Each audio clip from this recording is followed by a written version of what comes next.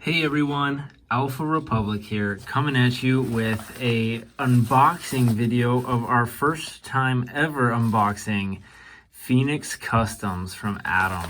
And if you follow him on Instagram, or if you have any of his figures, you're probably already excited as to just look at which one I got, because everything that he makes is phenomenal. Like, it's crazy. Go check him out for sure.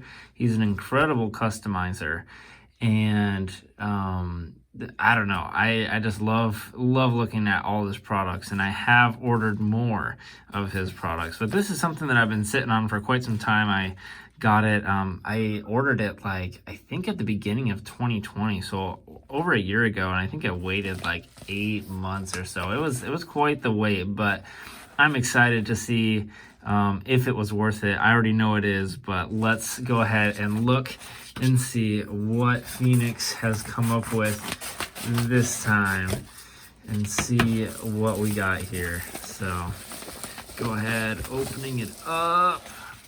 And yeah, as you can see from the back, we have the Galactic Bounty Hunter and the Galactic Child.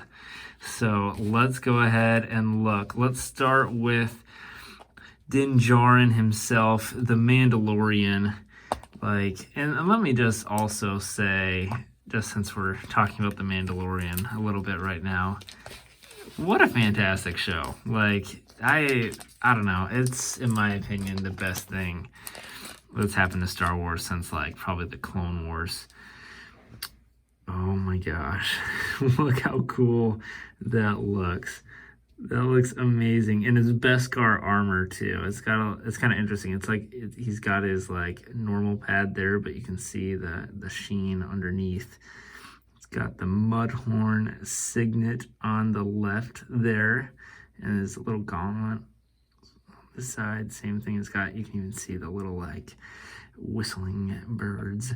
That will definitely, there is no printing on the head, and interestingly he chose a gray head, which is kind of unusual. But the helmet itself, that's amazing. It definitely, this looks better than Lego's Mandalorian helmet. So it honestly, just getting the figure for the helmet, I think was awesome. I'm hoping that he makes a version too that includes his jetpack and stuff, but he does come with a cape here.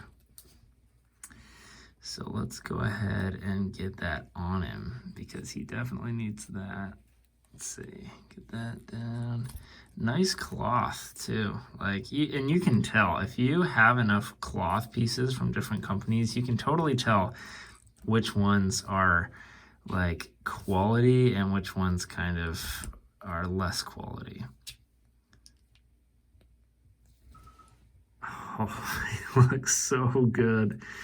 He looks so good. The cloth is perfect. What an amazing custom. I even love the little detonator detail right there. He just looks so good.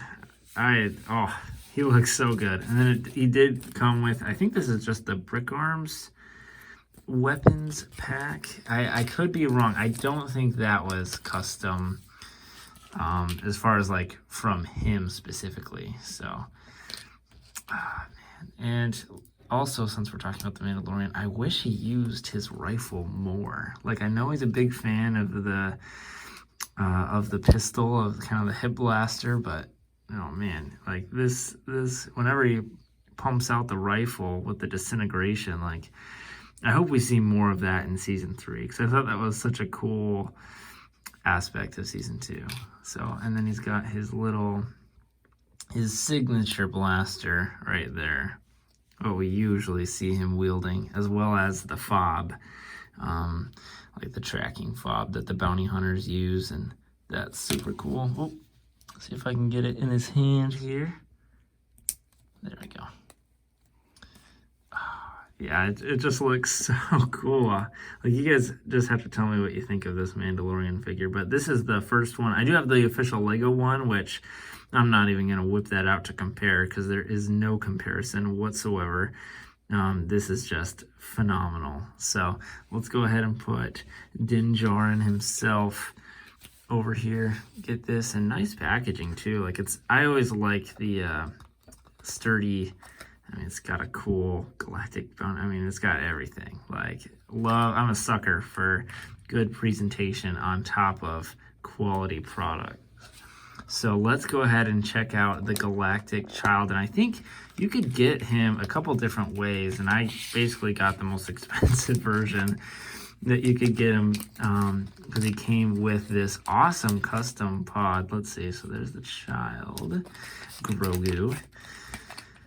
And get that. There we go.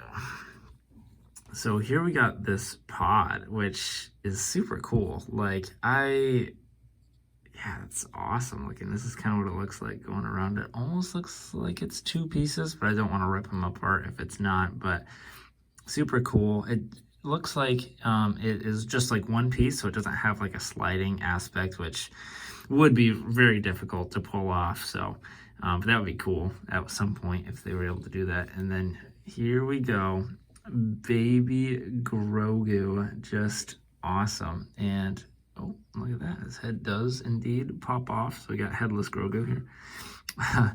But I don't know, something about this face looks so good compared to, I mean, I'm glad that Lego released their version, but like, when you let someone who knows what they're doing attempt it, it's so much better.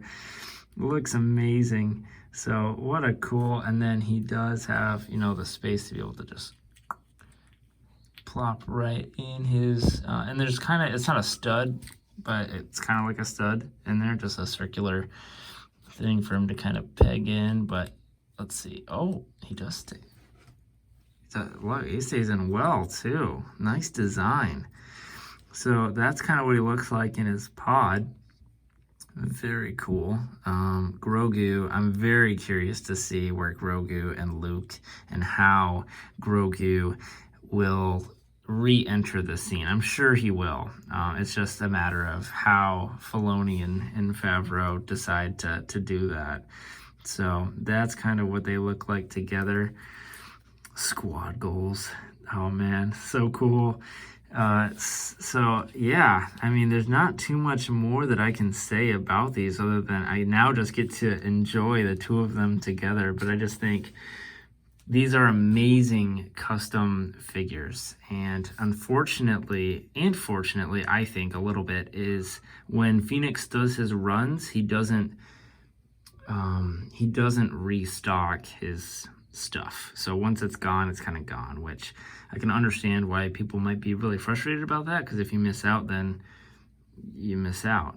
But on the same note, I think that does create a level of exclusiveness, and if you're able to get one, then it's really cool to feel like you have a collectible piece that just feels a little bit more valuable. And this Mando is just so good, and again, like, combined with little Grogu, like, so cool. So I'm super glad that I ended up picking these guys up. I think that they're phenomenal. I hope that you guys check out Phoenix Customs. I have more Phoenix Mandalorian figures coming. In fact, I hope, if I'm lucky enough, I was just talking about how, you know, you can't always guarantee a spot at one of these, but I'm hoping to collect the entire Phoenix Mandalorian squad. Like, that would be amazing to be able to get that. And so anyway, we'll see what happens, but do know that I have more on the way, hint hint. So look forward to future Phoenix Mandalorian